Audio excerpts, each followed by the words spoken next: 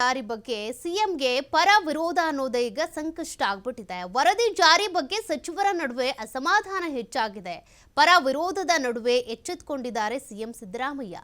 ಆಕ್ಷೇಪಗಳ ಬಗ್ಗೆ ಲಿಖಿತ ರೂಪದಲ್ಲಿ ವಿವರಣೆ ಕೊಡಿ ಅಂತೇಳಿ ಈಗಾಗಲೇ ಸಚಿವರಿಗೆ ಸಲಹೆ ಕೊಟ್ಟಿದ್ದಾರಂತೆ. ಮೊದಲು ಪ್ರಬಲ ಸಮುದಾಯದ ಸಚಿವರು ಅಭಿಪ್ರಾಯವನ್ನ ವ್ಯಕ್ತಪಡಿಸಿ ಮೌಖಿಕ ರೂಪದಲ್ಲಿ ನೀವೆಲ್ಲೂ ಹೇಳಿಕೆ ಕೊಡೋದಕ್ಕೆ ಹೋಗಬೇಡಿ, ಲಿಖಿತ ರೂಪದಲ್ಲಿ ಮಾಹಿತಿ ಕೊಡಿ ಅಂತ.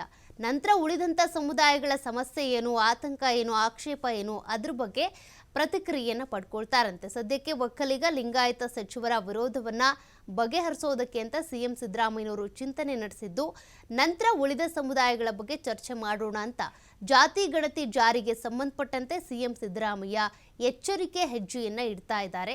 ಎಲ್ಲೂ ಯಾವುದೇ ರೀತಿಯ ಸಮಸ್ಯೆಗಳಾಗಬಾರ್ದು, ಅಸಮಾಧಾನ ಆಗಬಾರ್ದು, ಯಾವ ಶಾಸಕರು ಸಚಿವರು ಬಂಡಾಯ ಏಳಬಾರ್ದು.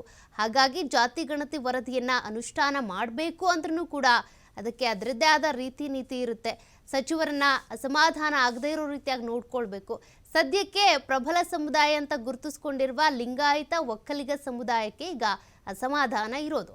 ಹಾಗಾಗಿ ನಿಮ್ಮ ಅಸಮಾಧಾನ ಏನು, ಯಾಕಾಗಿ ಆಕ್ಷೇಪ, ಅದನ್ನ ಲಿಖಿತ ರೂಪದಲ್ಲೇ ವಿವರಿಸಿ ಅಂತೇಳಿ ಸಿದ್ದರಾಮಯ್ಯನವರು ಪ್ರಬಲ ಸಮುದಾಯದ ಸಚಿವರಿಗೆ ಸೂಚನೆ ಕೊಟ್ಟಿದ್ದಾರಂತೆ. ಅವ್ರು ಏನು ಕಾರಣಗಳನ್ನು ಕೊಡ್ತಾರೆ, ಏನು ಆಕ್ಷೇಪ, ಯಾವ ರೀತಿ ವಿವರಣೆಯನ್ನು ಕೊಡ್ತಾರೆ, ಯಾವ್ಯಾವ ಸಚಿವರು ಏನೇನು ಹೇಳ್ಬೋದು ಅದನ್ನು ಕಾದು ನೋಡಬೇಕಿದೆ.